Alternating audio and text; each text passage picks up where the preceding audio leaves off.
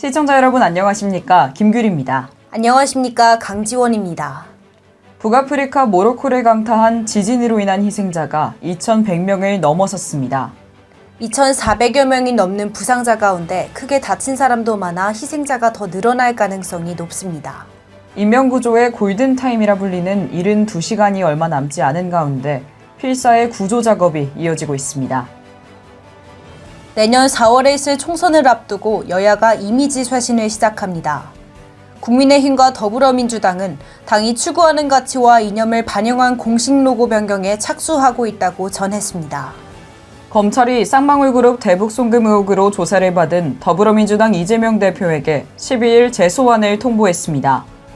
앞서 이 대표는 검찰의 소환 요구를 2차례 거부한 끝에 지난 9일 검찰에 출석해 조사를 받았지만 진술 가운데 빠진 게 있다며 조서 서명을 거부했습니다. 검찰은 진술 조서에 서명이 없으면 증거 효력을 잃어 12일 이 대표를 한 번 더 조사할 수밖에 없다고 밝혔습니다. 학부모의 악성 민원에 시달리다 극단적 선택을 한 대전 초등학교 교사가 근무했던 학교 교장 앞으로 근조화환이 쇄도하고 있습니다. 관리자는 학부모만 관리하느냐, 교권보호위원회는 교사의 권리다 등의 내용이 포함된 것으로 미뤄 대부분 교사가 보낸 것으로 추정되고 있습니다.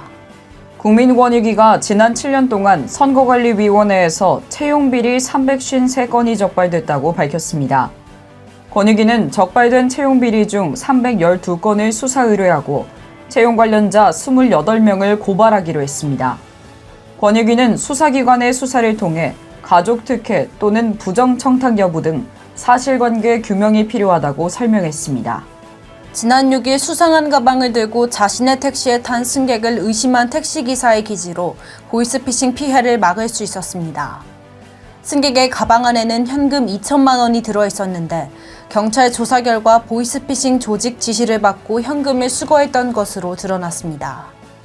경찰은 이 승객을 사기 혐의로 입건하고 현금 수거를 지시한 보이스피싱 조직을 대상으로 수사를 확대할 계획입니다. 윤석열 대통령이 10일 G20 정상회의에서 3조 원 규모의 우크라이나 지원 계획을 발표했습니다. 2024년에 23억 달러 중 3억 달러를 무상으로 지원할 계획이며 2025년부터 대외경제협력기금 형태로 20억 달러를 중장기적으로 제공할 예정입니다. 이에 대통령실 고위 관계자는 글로벌 중추국가로서 우크라이나의 평화회복 지원에 앞장서는 책임 있는 역할을 보여주는 작업이라고 말했습니다. 비올리스트 이혜수가 독일 뮌헨에서 열린 제72회 ARD 국제음악 콩쿠르 비올라 부분에서 우승했습니다. 뮌헨 헤라클레스 홀에서 바이에른 방송 교향악단과 함께 윌리엄 월턴의 비올라 협주곡으로 1위를 차지했습니다.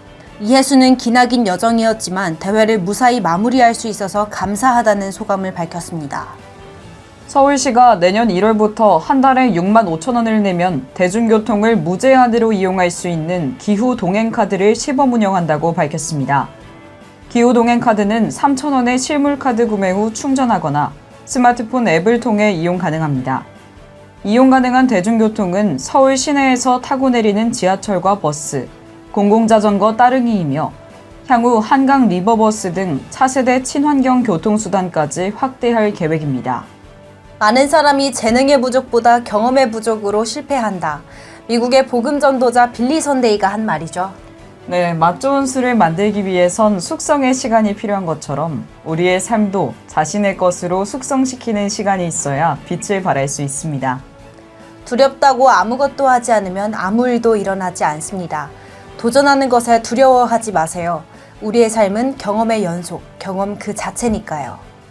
이 시각 주요 뉴스였습니다. 구독과 좋아요를 눌러주시면 더 좋은 뉴스로 보답하겠습니다. 지금까지 강지원, 김규리였습니다.